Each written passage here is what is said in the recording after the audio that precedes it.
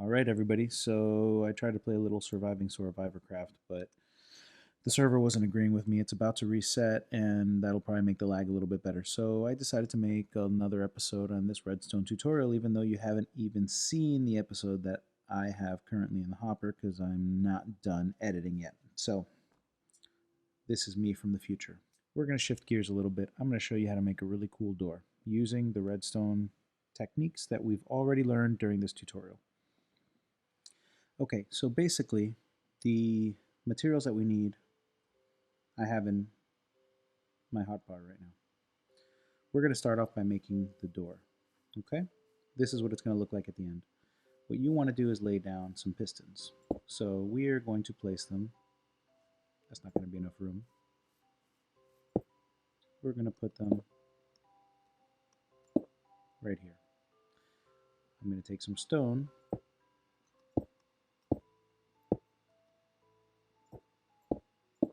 and place it here. This is half of my door. However, right now we want to have this extended. So I'm going to put this here, and that right there. So watch this. We have a redstone torch. That redstone torch is activating any adjacent block, right? This is an adjacent block, this piston, and this is an adjacent block. This block is strongly powered. It is going to transmit signal to the piston in the middle. Now, I placed another redstone dust piece up top because now we know that this block is strongly powered by the redstone torch. That means anything I place on it or adjacent to it is going to be powered. For example, what do you think is going to happen if I place a redstone lamp right here? Correct. What if I place one here? Yeah, because it's being powered by the torch, right? But this torch is powering this block of stone. So anything adjacent to it is going to be powered. Therefore, the redstone dust is currently being powered, and that's transmitting a redstone signal to the top piston. Well, let's leave it there for now to give us a little bit of light. We're going to do the same thing on the other side. Let's make the other half of the door, and let's put pistons.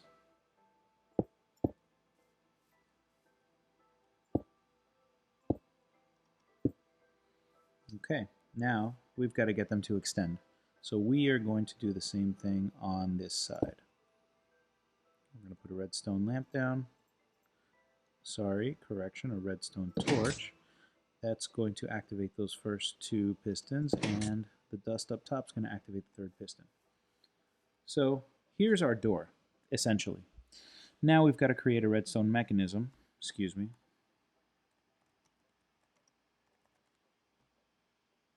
We've got to create a mechanism that's going to allow these doors to retract when we want them to. We're going to need a redstone circuit. And to do so, we are going to dig a 2-deep trench.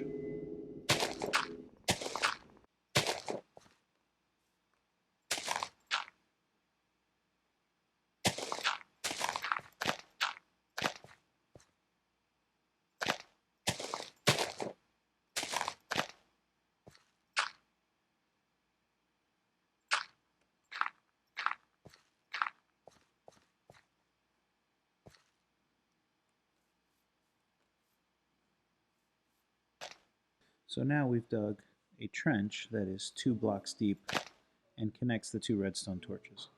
I'm also going to take the block that's underneath the block that's holding the redstone torches.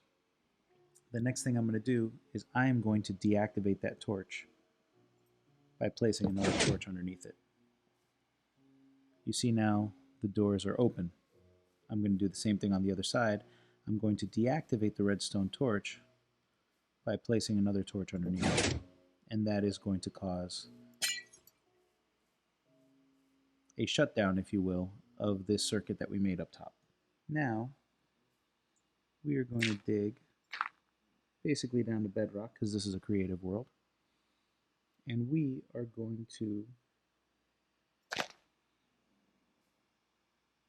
place one more redstone torch there And we are going to take redstone dust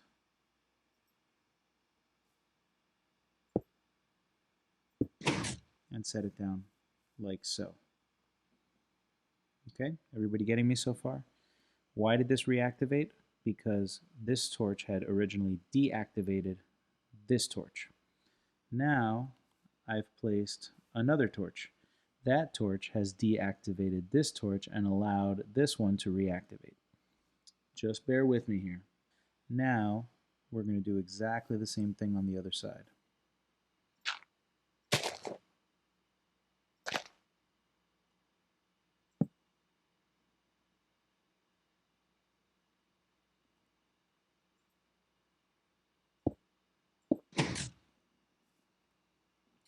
We're going to connect these two sides with some redstone dust. The next thing we're going to do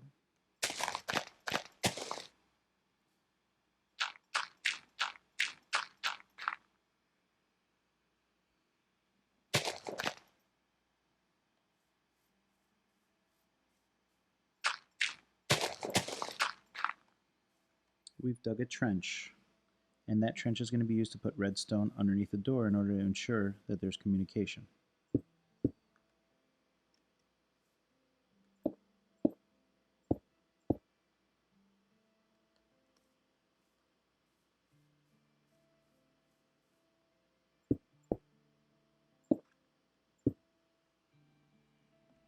Is a system where we've got redstone dust underneath the door that's going to transmit signal.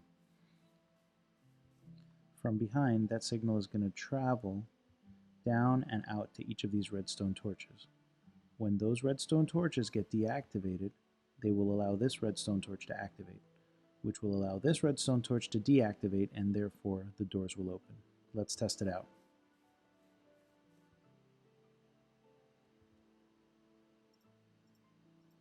What I'm going to do is I'm going to cover this area, and I'm going to place some pressure plates. Now, if my calculations are correct, these pressure plates are going to activate the block underneath, which has redstone. That redstone is going to transmit signal back here to this contraption that we've made. Let's give it a try.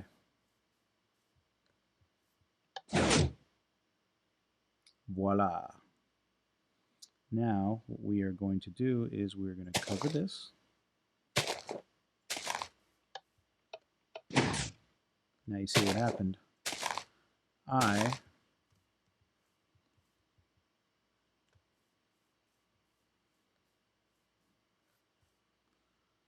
Let's try this again. Right.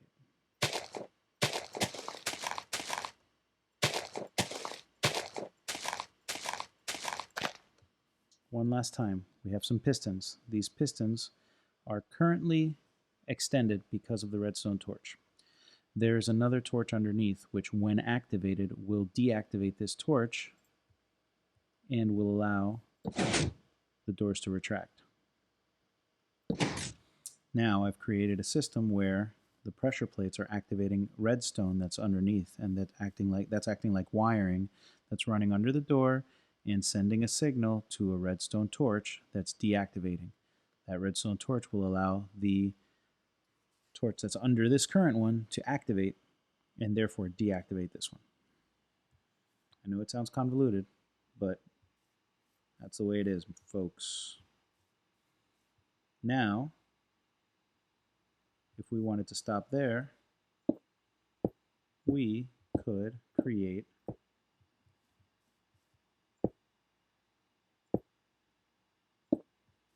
a really boring looking sort of area that looks something like that. However, we are going to take this a step further. If you want to take our door a step further, I'm going to show you how to create a keycard system. Now, bear with me. I'm just going by the concepts that I've literally just learned, but if my calculations are correct, I'm going to stick this item in, which I've renamed Keycard. into a secret compartment, and my door is going to open. Now this door won't close again until I eject my keycard. Voila. Now I'm inside my house, nobody else can get in. If I want to come out, I just let myself out. And I can do it all over again.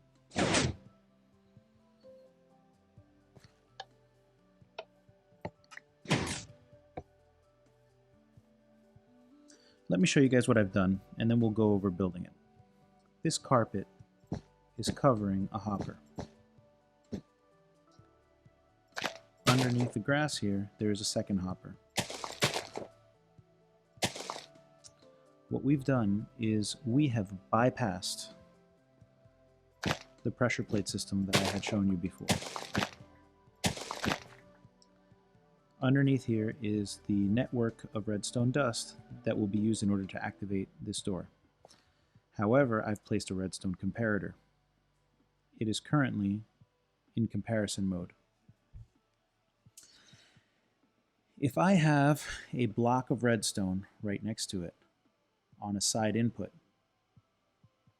it's not going to transmit a signal until the redstone signal that is being emitted from this hopper is equal or more to the redstone signal that is being placed on the side. So in this hopper, there needs to be enough items to create a redstone signal of 15, because that's what a redstone block emits. As of right now, we have 4 stacks of dirt and a full stack -1 of an item that's been renamed Keycard. I've got the last one that would create a full stack. If I place this item into here, we have now created a system where there is an output of 15 going into the comparator. That is equal to the input coming in from the side, and therefore the comparator is going to go ahead and spit out a signal strength of 15. And the system is going to work. Remember, once the redstone dust transmits its signal all the way across to this redstone torch, it's going to shut down, it's going to allow this redstone torch to activate, and finally the redstone torch directly adjacent to the pistons is going to inactivate, and the pistons are going to retract. Now that I've destroyed my entire build, I'm going to show you how to make it. Now what we're going to do is, rather than having pressure plates activating the opening of our door, we're going to create a different system.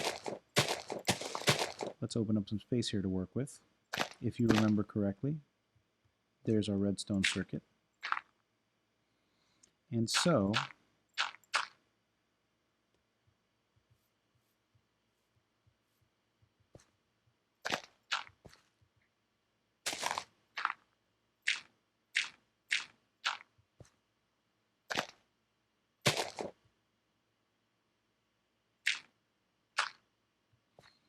right here, where we built our original circuit, we're going to have some room to work. I'm going to place 2 hoppers. One hopper is going to come immediately down. One hopper is going to be placed pointing down. And the other hopper that's down here is going to be pointing to a dropper. Now, I don't remember if we've talked about droppers yet, but we will. And for right now, just bear with me. I'm going to place a dropper right here.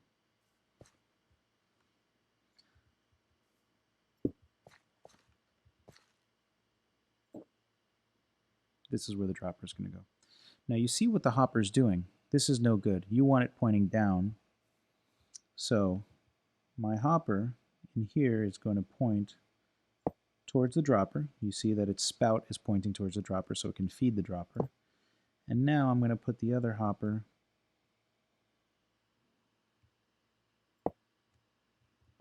to point straight down.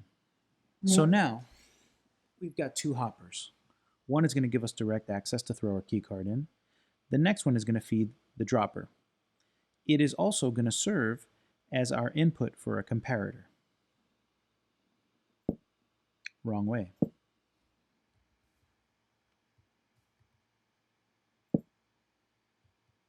You see the input side and the output side have to be facing in the correct manner. Now, we're going to want it to compare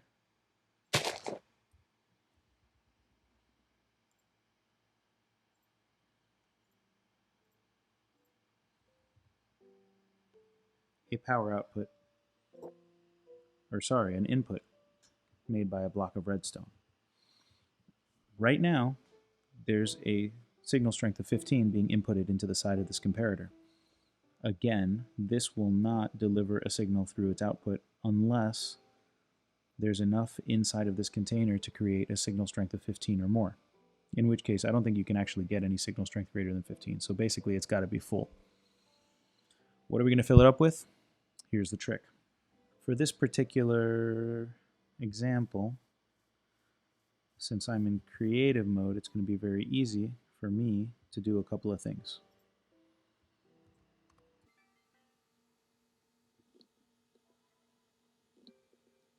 I've made a whole bunch of iron doors. Now, you can really use any item in the game, pretty much. It doesn't have to be iron doors, especially in a survival world. Iron doors are pretty expensive. So, what we're going to do, however, is we are going to rename this item into anything we want to call it. In this case, we're going to call it, let's call it Soleus House. This will make the item unique. Nobody can just come in with a random item and use it as a key. It literally becomes a unique key.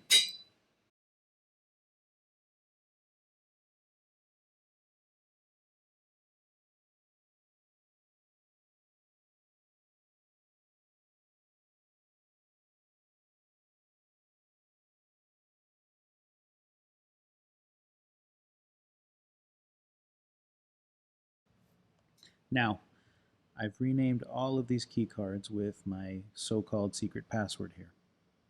The reason I did that is because now it is a unique entity with a unique name, and you'll see why I need it to be that way. I'm going to fill this dropper up with these key cards. Next, I'm going to take the bottom dropper and I'm going to fill it up with 4 stacks of any block that I want. Now, I am going to take a stack -1 of my key card and I'm going to place it into that hopper. So now we have a system where there's a hopper pointing down at a second hopper. That hopper points at a dropper. The hopper points to the dropper. When I place a key card in my hand and I drop it into this hopper, it is going to end up as the final piece that creates a fully charged, let's call it, or a full hopper that's going to emit enough signal strength to turn on this comparator.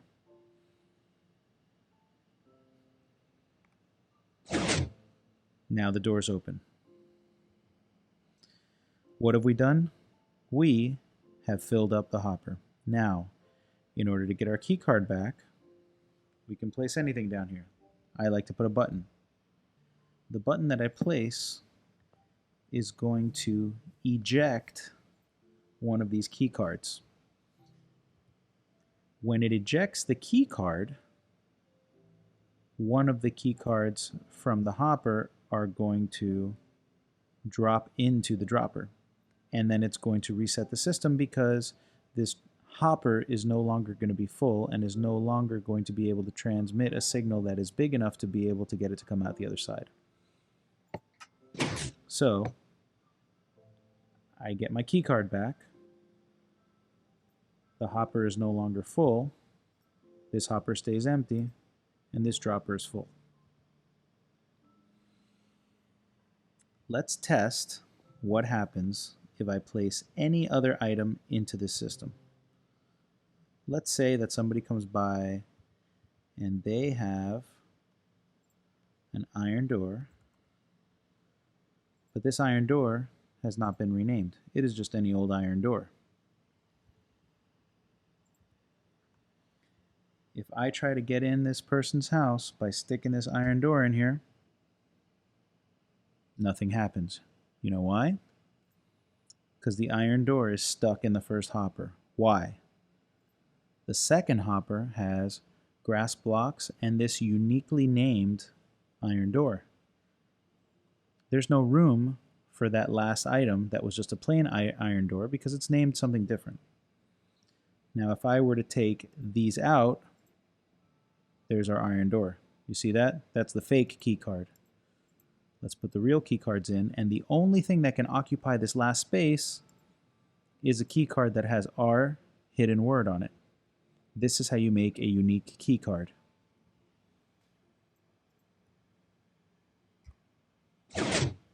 And that lets us into our house. Now as for the rest of this, we can cover it up in any way we see fit. I personally like to place carpeting to cover this hopper. You don't want people to know where the hopper is, right? That makes it too easy. So I'm going to take some white carpet. I'm going to shift and click to cover that area. And we're just going to create a carpeted sort of little area here. Now granted, this is not really a hidden door.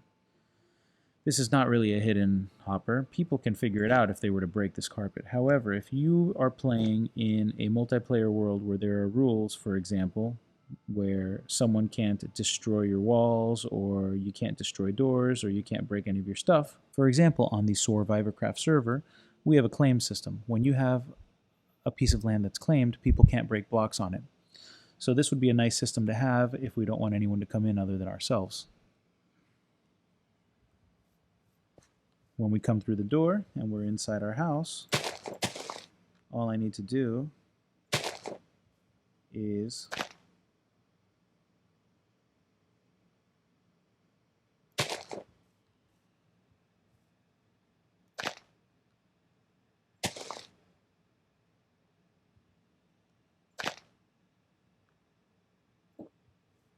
come on down, hit the button, receive my key card, and come on back up.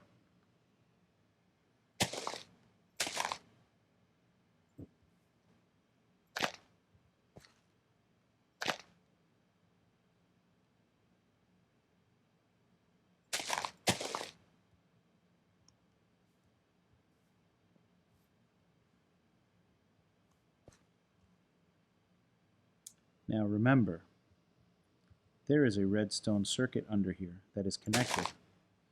So if I were to place some pressure plates above, those pressure plates will activate this block and therefore allow the redstone dust to transmit. So to come out of the house,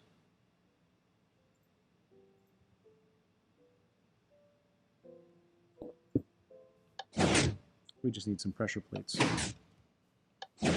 Now, you may want to place them a little closer so you have enough time to run out of the door before you get crushed. Now you can go ahead and decorate this door, these walls, however you see fit.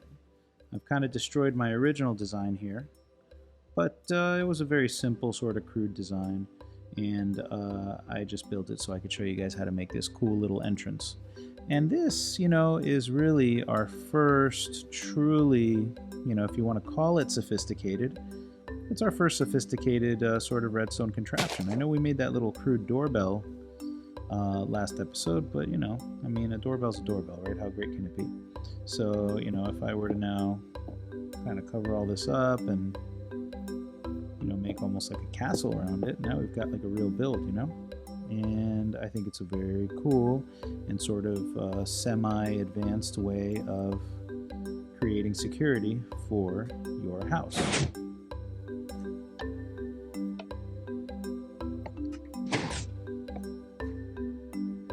pretty cool. Now, over time, we're going to get even more sophisticated with this. I'm going to figure out a way to automatically have the keycard eject, perhaps as you walk through the door with the pressure plates. That way you don't have to come down and hit the button. But, you know, we'll figure that out as we go along.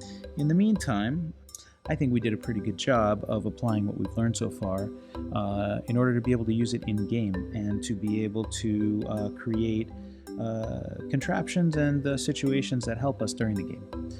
I really hope you enjoyed this tutorial. I hope you keep watching, and I'll see you next time.